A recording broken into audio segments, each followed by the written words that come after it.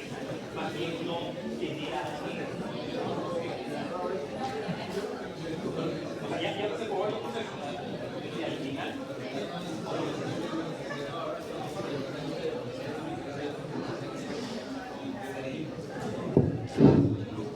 Hasta que se malogre esto, vamos a emplear el micrófono. Empezamos.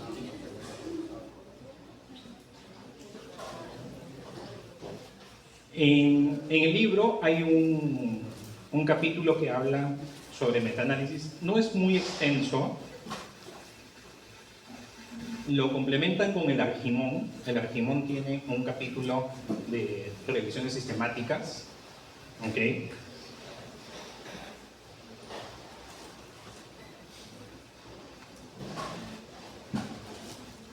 Y donde está esto ya bastante detallado, pero no se los recomiendo en este momento. En este momento es el manual de Cochrane para revisiones sistemáticas. ¿Ya? Pues es un documento muy grande.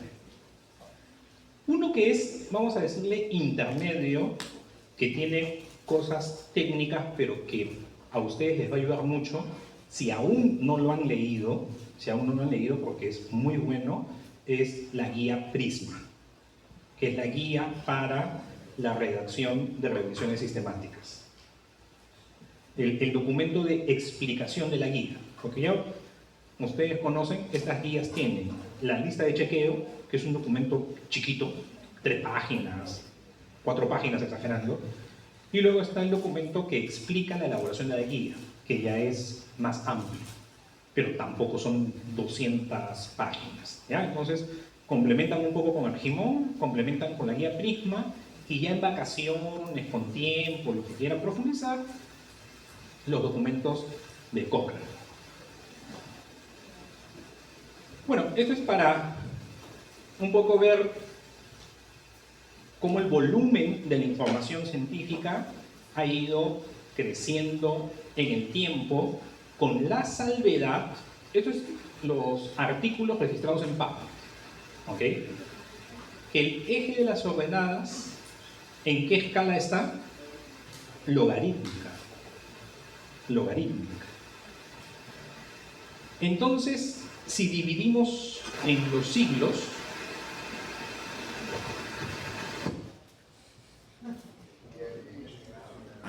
así es.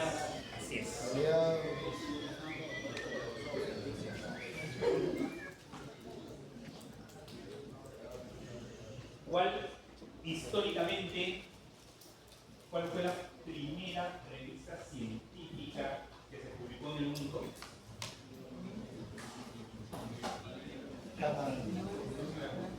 Revista científica.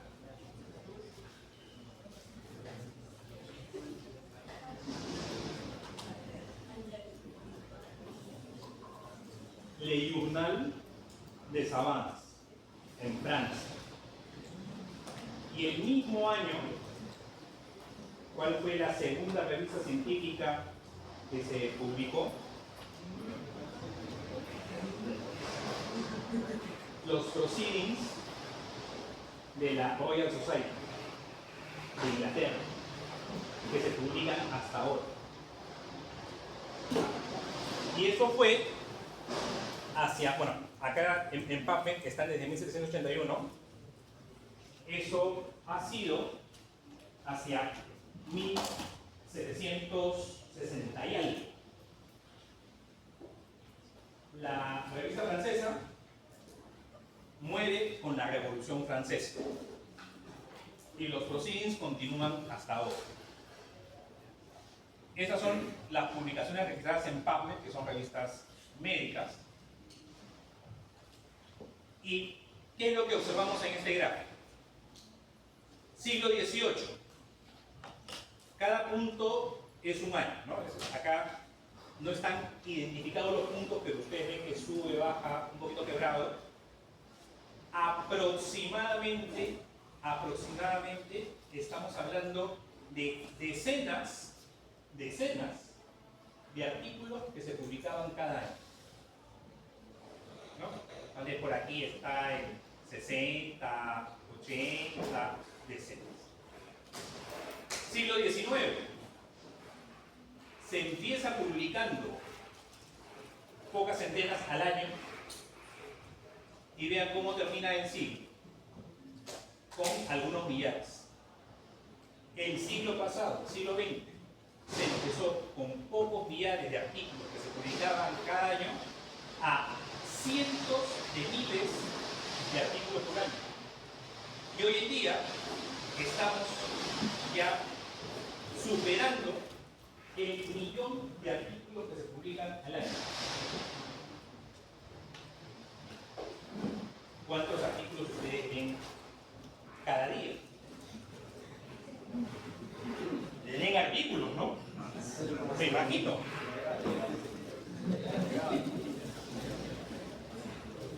Entonces, ¿cómo hacemos para asimilar toda esta información?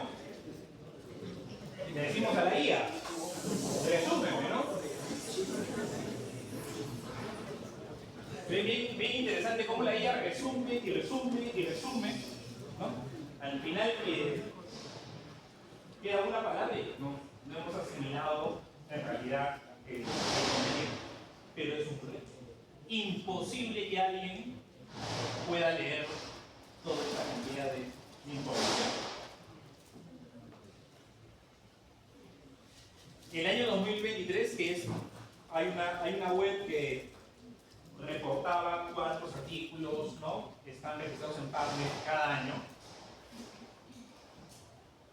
Se tenía que cada estos millones de artículos al año divididos, ¿no?, entre los 365 días, 24 horas, minutos, etc., se tenía que cada 20 segundos aparecía un artículo nuevo en PubMed. O sea que mientras ustedes estaban haciendo su cola en el metro, ahí nomás, ya cuántos artículos se habían publicado. O acá nomás, para cruzar la uno más, ¿no? Mientras que estamos esperando que cambie el semáforo, ya aparecieron 3, 4 artículos en PubMed, ¿no? Entonces, imaginémonos que solamente nos toma 5 minutos leer un artículo. Es imposible, pero ustedes han ido a su curso de lectura veloz y en 5 minutos leen un artículo. Leer toda la documentación registrada en PubMed, o sea, ya la acumulada, ¿no?, la acumulada, estos 36 millones y medio, un poco más de artículos, y solo me dedicara a leer. No duermo, no como, no ensayo para la semana, nada. Solamente me dedico a leer artículos. Me tomaría 350 años leer todo lo publicado en PubMed. Es imposible. Imposible. Entonces tenemos que encontrar formas de sintetizar, ¿no?, de una buena síntesis y asimilar la información.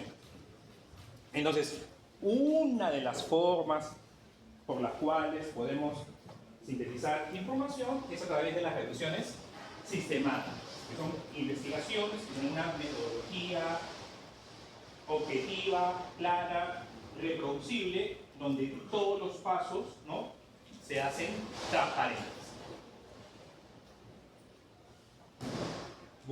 Es un protocolo de investigación, o sea, es una investigación que tiene su protocolo. Tengo que tener mis objetivos, mis metodologías, etc. Y esa metodología pues es explícita, objetiva, controlable, reproducible. Ahí entra en detalle los documentos de Cochrane. Ahí la metodología para hacer revisiones sistemáticas en la colaboración Cochrane. A ver, cuando he dicho Cochrane varias veces, sí ubican la colaboración Cochrane, ¿no? Y la biblioteca Cochrane. A ver, ¿quién fue Archie Cochrane? Kevin. Escoge, ¿quién va a responder quién fue Archie Cochrane? Por lista.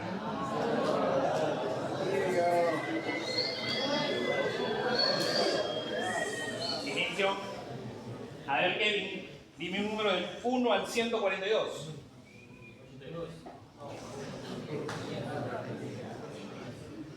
Juan Nina, Juan Albert. Juan, ¿dónde está Juan? ¿Quién fue Archie Cochrane?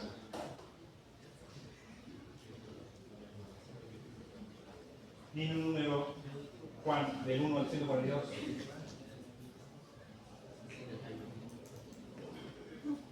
Giancarlo Luna. Giancarlo, ¿dónde está?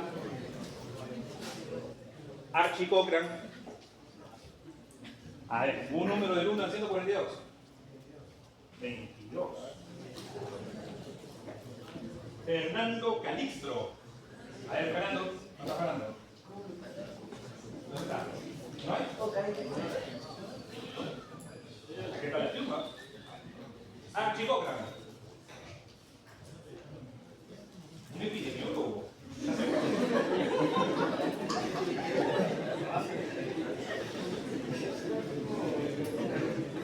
Ya, les cuento. No sé si al final de las diapositivas se habla un poquito de Cochrane. Un médico escocés, un clínico,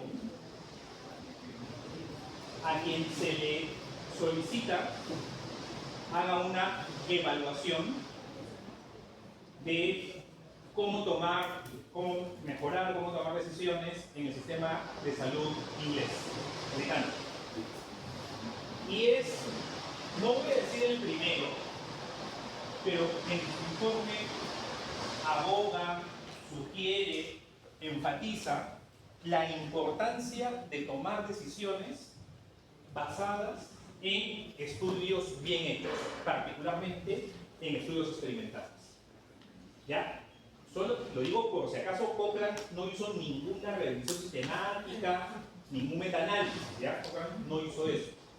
Pero fue una figura importante que antes de que se hablara de medicina basada en evidencia, puso en relieve la toma de decisiones en la gestión de salud fundamentada en la ciencia.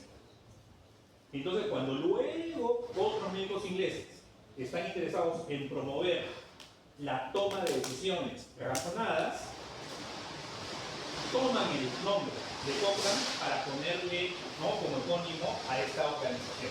Y ya todos conocemos lo que es la colaboración Cochrane. Tradicionalmente, nosotros hemos usado reducciones narrativas de la literatura. Y ya hace unos 40 años, tal vez 30 años con más fuerza, empezaron a producirse revisiones sistemáticas. Y hoy en día, en los niveles de evidencia, hemos visto para varias de las preguntas que el máximo nivel de evidencia es una revisión sistemática de un tópico en particular. Y esta revisión sistemática, pues, busca la objetividad en todo el proceso, ¿no? Este es un cuadrito que busca comparar las revisiones narrativas con las sistemáticas. Detalle importante, pregunta pico. ¿Ok? Para buscar las referencias, y si esta revisión sistemática tiene una síntesis de datos, hacemos un metaanálisis. Entonces, como en cualquier estudio, planteo mi pregunta, formulo mi criterio de inclusión y exclusión, que ya no va a ser de pacientes, ¿no? Y ustedes en sus protocolos que están haciendo, que a estas alturas ya debe estar bien avanzado el protocolo, ya están definiendo operacionalmente las variables, ¿no?, plan de análisis, ya han visto los criterios de inclusión y exclusión de los participantes. En la revisión sistemática, silencio. Los criterios de inclusión y exclusión son de los artículos. Y para eso nos va a servir, por un lado, la pregunta pico, y por otro lado, la evaluación del riesgo de sesgos de esos artículos. Buscan las evidencias, evalúan la calidad, recolectan los datos, hacen sus análisis y el reporte, como cualquier estudio.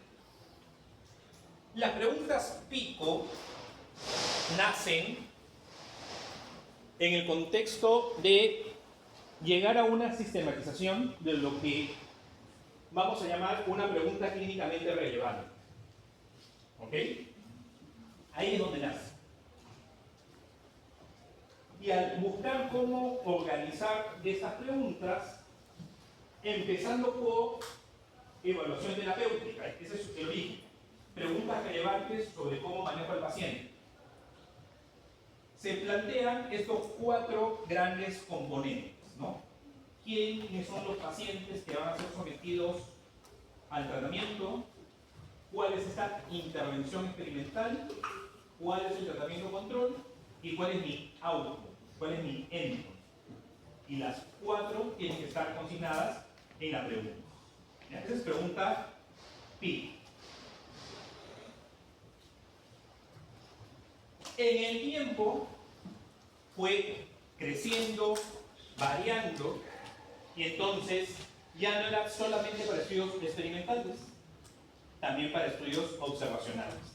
Entonces, en un estudio observacional no tengo una intervención, lo que tengo es una exposición.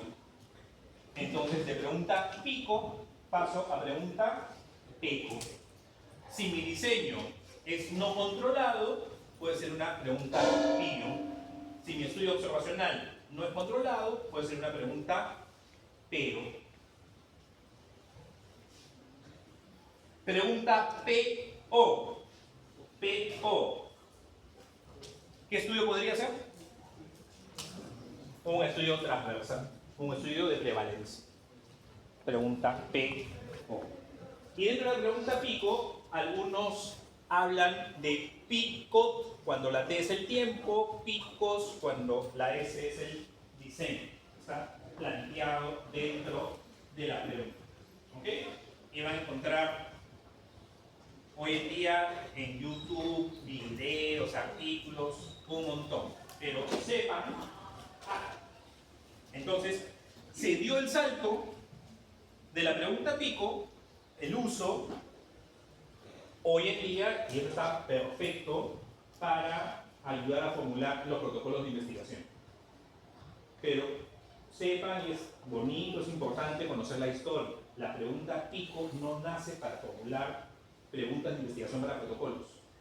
Las preguntas pico nacen para plantear preguntas clínicamente relevantes para marcar a un paciente, que se usan luego para hacer revisiones temáticas, y se vio que son tan buenas que ahora se usan también para los protocolos.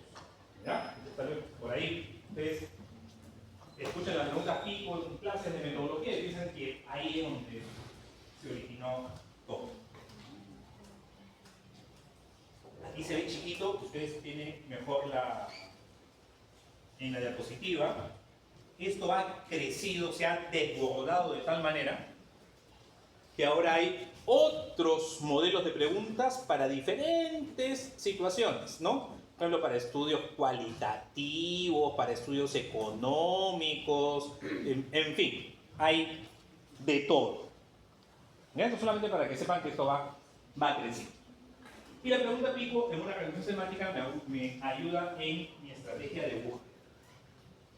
Tengo mis términos para la P, mis términos para la I, mis términos para la C, mis términos para la O.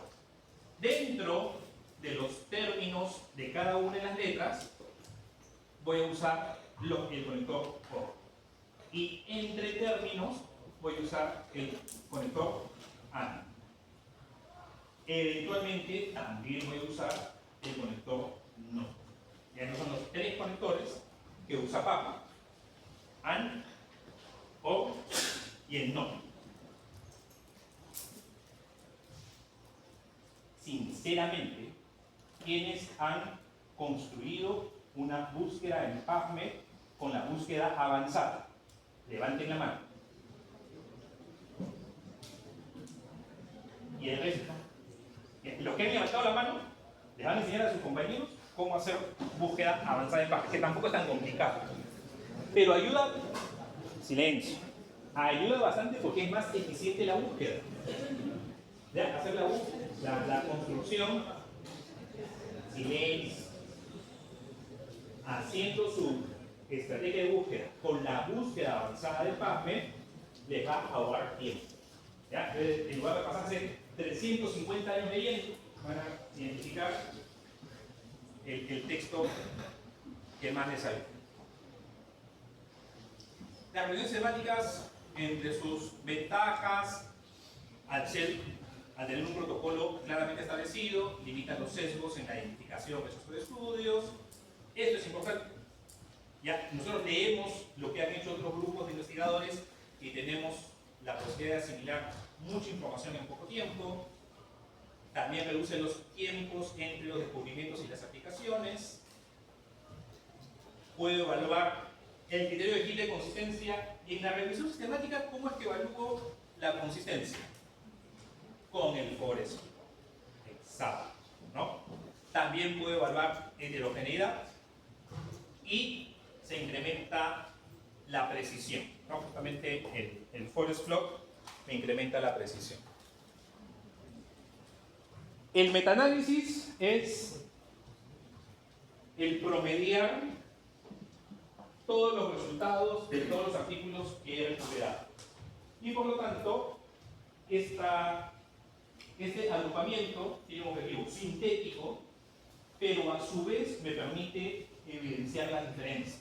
Un objetivo analítico. Ya tiene doble objetivo. Y aquí no nos preocupemos, vamos a resumir todo en lo que vamos a llamar un promedio ponderado. ¿Ya? El metaanálisis, en sencillo, es el promedio ponderado del indicador que ha sido calculado o que he calculado en los estudios que estoy incorporando en la revisión sistemática. Entonces, si mi medida para evaluar la diferencia entre los grupos es un riesgo relativo, mi metaanálisis me dará un promedio ponderado de los riesgos relativos de todos los estudios. Si la medida que yo voy a evaluar es una reducción absoluta del riesgo, el metaanálisis me va a dar un promedio ponderado de todas esas reducciones absolutas del riesgo. Si tengo un NNT, el metaanálisis me va a dar el promedio ponderado de todos los NNT de los ensayos clínicos que he incluido. ¿Ok? Y ese promedio ponderado en el forest plot lo voy a identificar lo más usual, lo estandarizado, lo que todos conocemos, como ese diamantito, ese rombo, ¿no?, que está en la parte inferior del forest plot.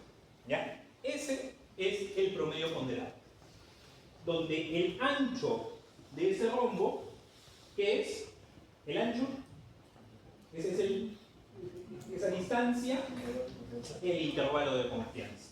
Y la mitad del rombito, cuando el vértice superior y el vértice inferior es una línea, esa que es el promedio ponderado, es la estimación promedio de todos los estudios que están arriba. ¿Ya?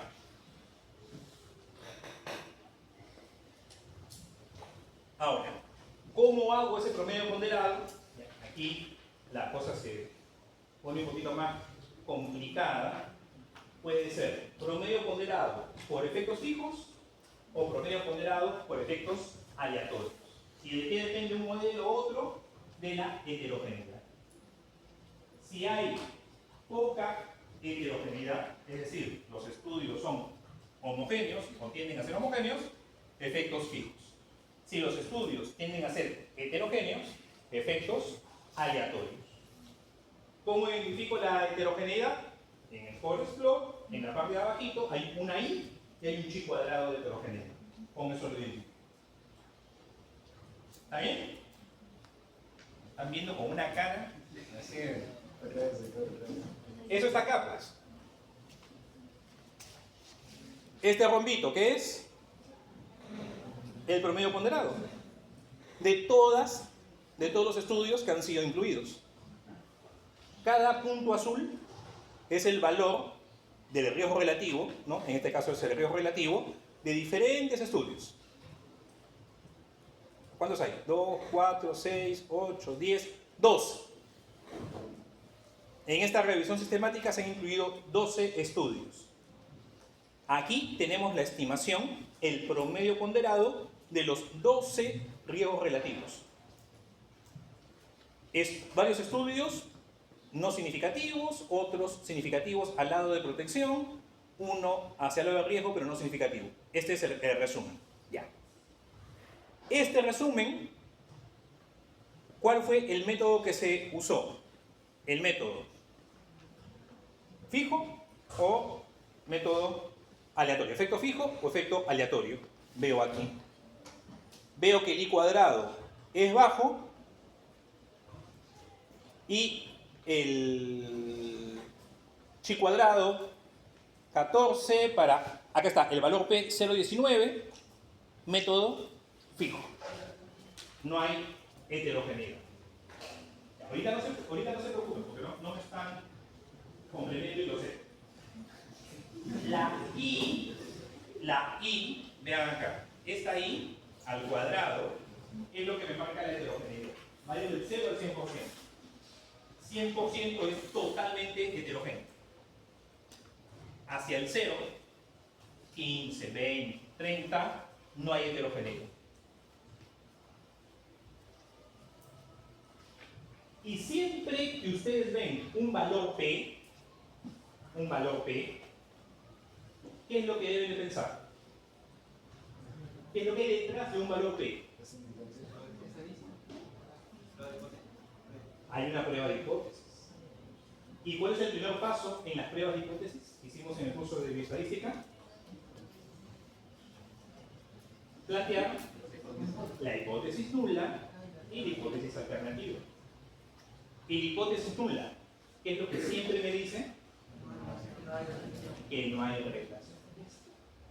Entonces, si es una prueba de heterogeneidad, así se llama, prueba de heterogeneidad, ¿qué es lo que me dice la hipótesis nula? Son iguales.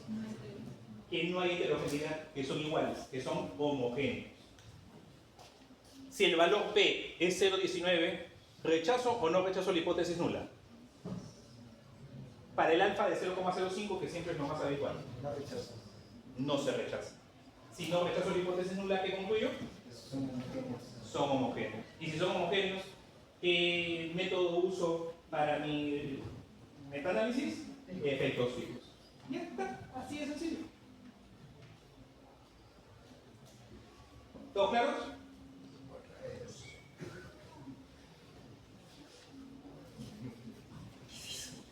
Entonces, ¿qué es lo que podemos encontrar en un forest plot? Eso es todo lo que podemos encontrar en el forest plot. ¿Ok? Entonces van a buscar este artículo.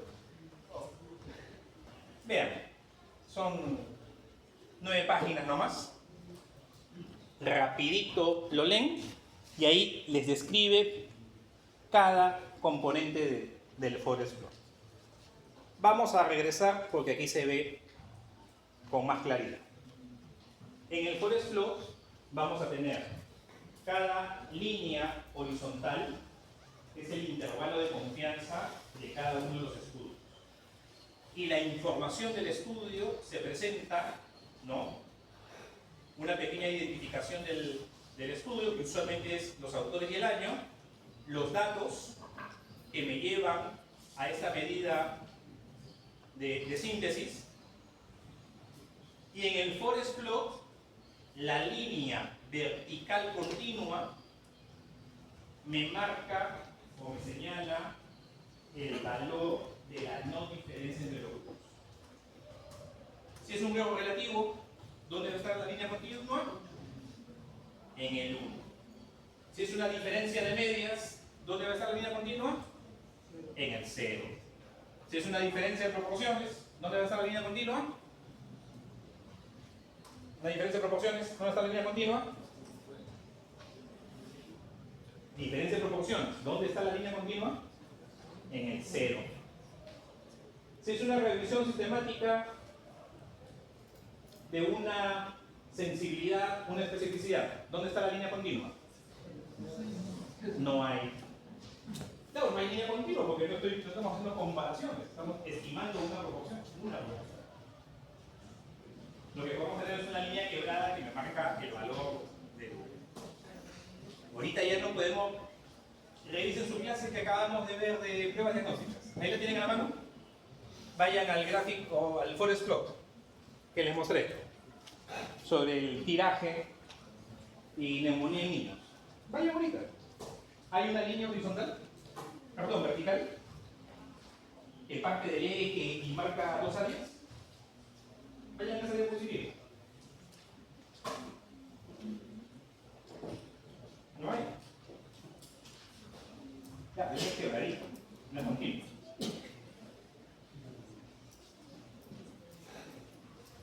¿Ya? En los ensayos, es lo más usual, en los ensayos, se pone esta área que está a la izquierda de la línea vertical, a quien favorece, a la derecha, a quien favorece. El rombo es el promedio ponderado, tenemos acá el intervalo de confianza, y un poco en la parte inferior se nos da la información sobre el método, ¿no?, que se ha empleado para hacer el metaanálisis. Efectos fijos o efectos aleatorios. Ahora, la regresión sistemática y el metaanálisis no está exento, ¿no?, de errores. La heterogeneidad de los estudios, sesgo de publicación, cuando no evaluamos bien los artículos que van a ser incorporados, ¿no? Y la heterogeneidad puede ser clínica. Esto de la heterogeneidad metodológica se ve bastante en estudios observacionales, cuando se combinan estudios caso control con estudios de cohorte. No es muy frecuente, pero no es recomendable. ¿Ya? Entonces vamos a investigar la asociación entre una exposición y un efecto, y he encontrado estudios caso control, he encontrado estudios caso cohortes, y junto todo en el metaanálisis. No es lo más aconsejable. Y bueno, esta heterogeneidad estadística puede ser el resultado de cualquiera de las dos. Ahora, si la heterogeneidad ya es muy grande, si es muy grande, no se aconseja hacer el promedio ponderado. Si ya es muy grande la heterogeneidad. Lamentablemente hoy en día todos igual calculan el promedio, pero no debería ser así. Y podemos evaluar con el mismo forest plot y con el análisis que ya les he comentado. Así como lo de coeficiente de correlación intraclase, kappa, les dije que en el Argimón está interesante. Les reitero, lo de metaanálisis, que ahorita les he mencionado, también ahí está bien, lean el Argimón. Esto es más o menos, este es de un artículo, es una situación extrema. Vean, me está mostrando heterogeneidad. ¿Por qué? Porque en los estudios, algunos me dicen que es factor de protector, otros que es factor de riesgo. Y ahí no hay una consistencia, no hay una homogeneidad. En cambio, vean en B, todos los estudios, unos más precisos, otros menos precisos, pero todos me dicen que es un factor protector. Entonces, con el gráfico, podemos. Y lo otro, como les había dicho, es ya con el análisis estadístico. El I cuadrado y la prueba chi para heterogeneidad. Y ahí está amplia. No rechazamos la hipótesis nula, el I cuadrado baja. Y este es sacado del manual de Copra. No se lo memoricen. No se lo memoricen. Es solamente para tener la idea de que a mayor el I cuadrado, más la heterogeneidad. Menor el I cuadrado, prácticamente no hay heterogeneidad. ¿Ya? Esa es la idea.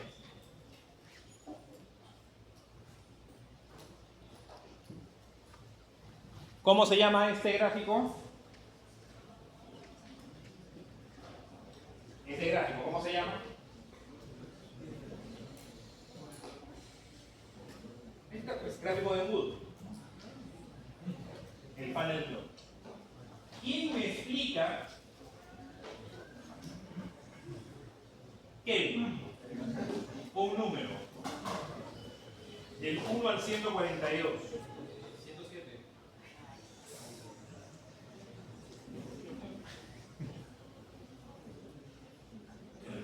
Nair Alessandra Ruiz Medina, explícanos qué información nos da un funnel plot?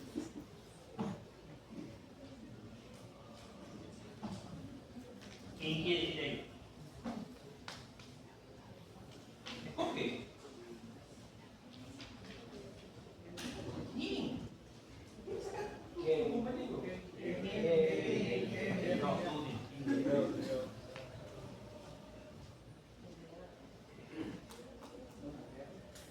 sí. No sean tímidos, no usted quien quiera. Ya escoge un nombre. No, pero ya salió 22. 27. No ha salido 27 todavía, ¿no? No está. ¿Y el 37 entonces?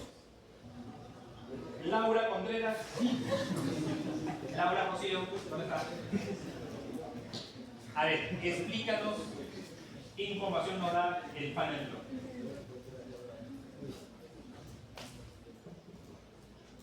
Ya, ¿quién explica? A ver, ¿quién ayuda a Laura? ¿Quién quiere explicar?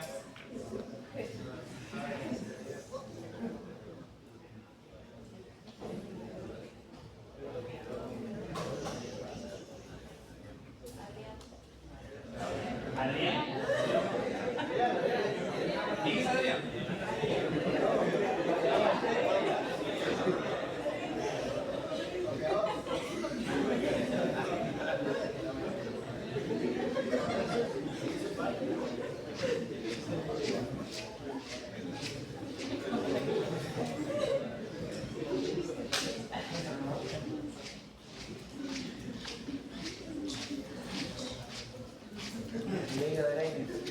Ya, escucha.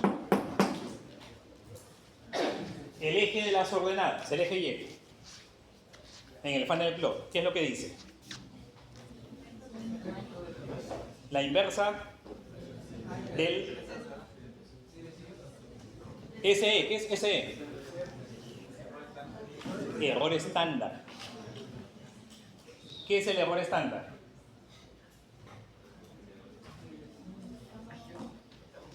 El error estándar. O sea, estadística, muchachos. Clase de inferencia. Error estándar. Sirve para calcular los intervalos de confianza. Exacto. Es, en palabras sencillas, no técnicas, es la desviación estándar de las medias muestrales. No es la desviación estándar de los individuos, sino de las muestras. Y ese error estándar está relacionado con el tamaño de la muestra. Por eso nos sirve para calcular el intervalo de confianza. Cuando tenemos muestras que son pequeñas, el error estándar, ¿cómo es? Grande. Cuando la muestra es grande, ¿cómo es el error estándar? Pequeño. Entonces, en otras palabras, no es directo, es solamente para comprenderlo. ¿Ya? Por favor, es solamente para comprenderlo. Es como, no es como el eje Y me estaría diciendo tamaño de muestra.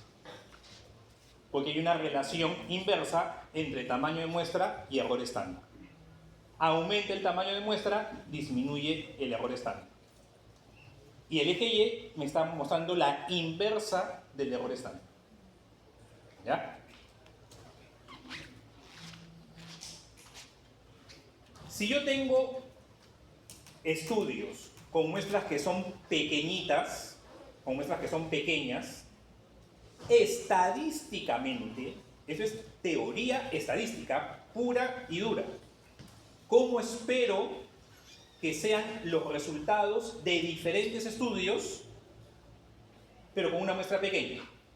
Que sean todos muy, muy igualitos o que haya diferencias. Que haya diferencias. Porque el tamaño de muestra es chiquito. Pero conforme aumenta el tamaño de la muestra, ¿cómo espero que sean los estudios? ¿Muy diferentes o más similares? Más similares.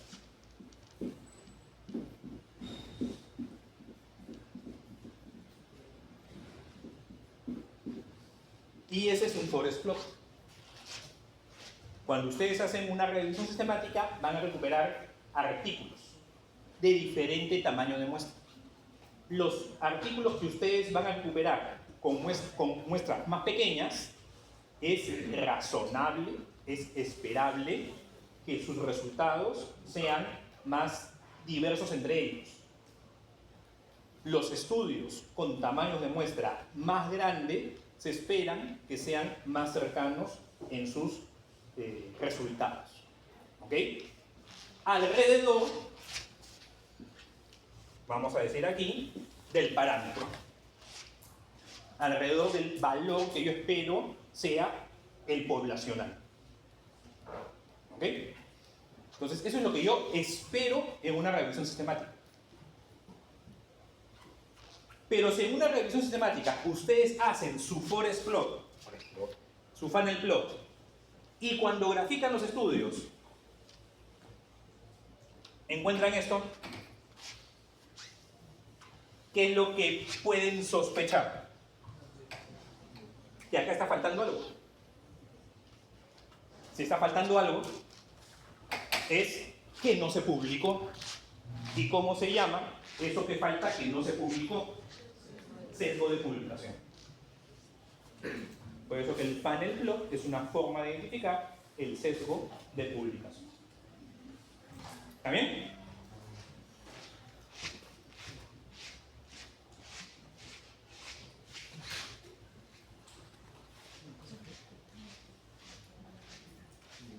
Entonces, ¿por qué me falta esto? Es que yo en mi revisión sistemática solamente dije que iba a recuperar artículos en inglés.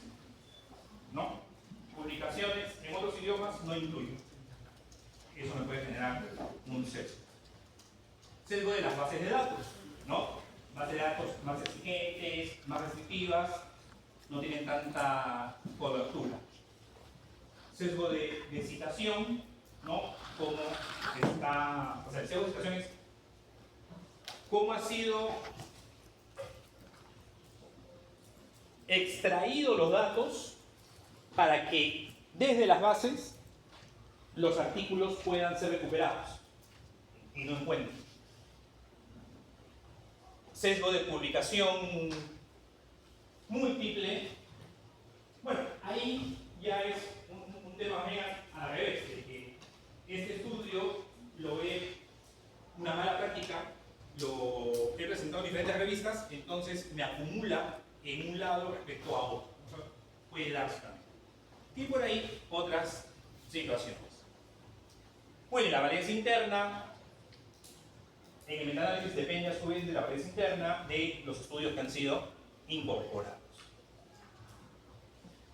Para evaluar la calidad de los estudios tenemos diferentes propuestas. Una de las más empleadas, no es la única, es el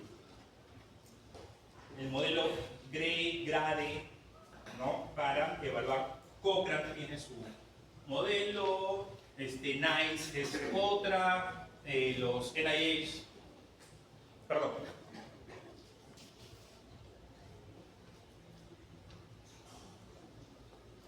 El británico, ¿cómo se llama el británico? NIH es de Estados Unidos. El sistema de salud británico, también digo ahorita así, también tiene su propuesta, pero de las más conocidas es la metodología GRADE, ¿no? Y el de Cochrane, el ROB, ¿no? Riesgo de sesgo, ROB, ¿ya? Esa es la metodología que usa Cochrane, ¿no? Y ahí está cómo evalúa, ¿no?, los dominios de los sesgos. y lo va a representar gráficamente. ¿Sí han visto estos gráficos en las reuniones sistemáticas? ¿No? Esa es la síntesis. Acá está en blanco y negro, pero usualmente en las reuniones temáticas está a colores. Es un sistema de semáforo, ¿no? Verde, amarillo, rojo. Entonces yo espero que la mayoría esté en verde, ¿no? Si está todo en rojo, pues mucho cuidado con esa revisión sistemática. Y bueno, el metaanálisis me orienta también a la búsqueda de estudios, incrementa el cuidado en el análisis. Esto es interesante, los nuevos patrones, facilita categorización. Todo eso está del artículo de la revista Internacional de Epidemiología, donde estaba el metaanálisis el forest plot que salían varios globitos. Ahí está todo esto. Y justamente la página de la colaboración Cochrane. ¿Qué es esto? Está en el logo de la colaboración Cochrane. ¿Qué es esto? Un forest plot, ¿no? Y ahí está Cochrane. Y este es el texto que les comentaba sobre los servicios de salud, donde, ¿qué es lo que él propone? A ver, ¿quién lee lo que está sombreado? A ver, ¿quién lee? Ya, silencio, ya aquí, voluntario. ¿Quién lee? ¿Nadie? Están en quinto año, ¿quién no lee? En castellano, obviamente, ¿no? A ver. Ya, silencio. El principal trabajo de un administrador médico y un gerente de salud, ¿no? Es hacer decisiones entre alternativas para permitir que ellos hagan la decisión correcta. Para tomar la decisión correcta, ¿qué tienen que tener? Tienen que tener datos comparables, precisos, sobre los beneficios y costos de las alternativas. ¿Y cuál va a ser la fuente de esa información precisa, comparable, de los costos y beneficios?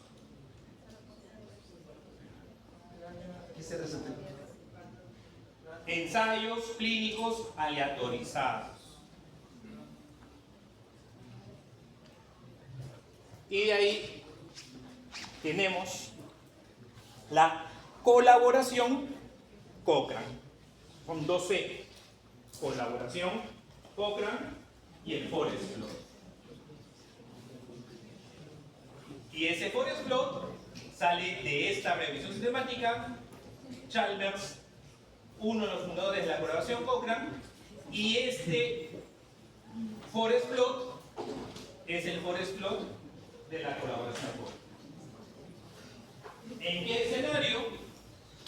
Uso de corticoides en prematuros. ¿Se acuerdan las clases con el doctor Aldonay, del doctor Sánchez, del distrés, del recién nacido, del síndrome de membrana hialina? ¿Y qué es lo que se usa para madurar el pulmón? ¿Cuál fue el estudio con el cual se tuvo casi una evidencia completa que el corticoide ayuda al prematuro? Esta regresión sistemática. ¿Okay? Y lean la guía PLIS. Lean la guía PLIS. Esto solamente es un dato histórico de lo que se considera la primera revisión sistemática, el primer metaanálisis en ciencias que no fue en medicina. Ok. ¿Alguna pregunta? ¿Alguna duda?